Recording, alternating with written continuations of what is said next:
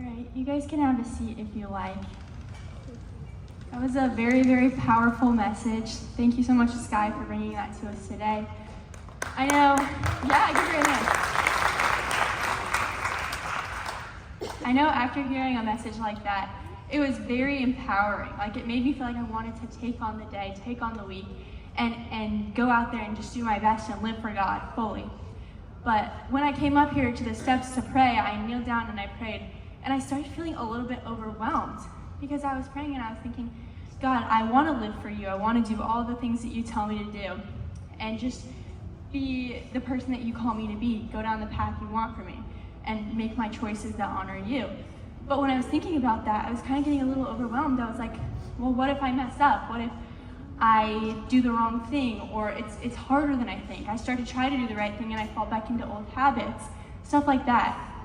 Because it's easy for me to start to think, after hearing a sermon like that I need to do it all on my own. Like, I need to do all these things that God is calling me to do. But I realized that actually, the whole point of the message was that God gives us the strength to do those things. Like, the ants, they don't need to do it all on their own. They have God that is helping them through it. So it's the same with us. We don't need to go out into our days, into our weeks, and feel like, I need to conquer this day. I need to be the best I can. But we need to humble ourselves actually and say, God, I know I'm not that great. I know I can't do the best on my own, but I need you to work through me and give me that strength. And so when we sang that song, it was talking about how God is our provider. He provides us everything we need, and that includes strength. Strength to get through one day, strength to get through 1 week, strength to get through 1 month following him. It's something that the enemy tells us to try to hold us back from committing ourselves fully to God, is that we can't do it. We're gonna fail, we're gonna mess up, so we might as well not try.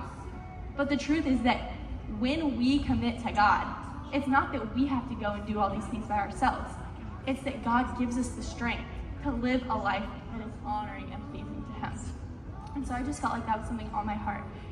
And I just wanted to encourage you guys with that. If you were maybe feeling the same sense of like, I feel super empowered, but wait, let's back up and remember, it's not about us. It's about God working through us. And so I just think it's a really like good thing to hear and remind ourselves that don't let that be something that holds you back. So with that being said, I think we had a great service, and we're gonna get to go into a time of small group now.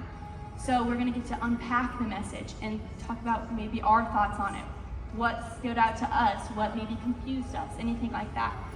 So that's why small group is always such an important and special time. We get to really talk about our own personal opinion, or maybe just discuss it with people that can help us through it, or maybe discuss something that was on our hearts throughout the day or throughout the sermon.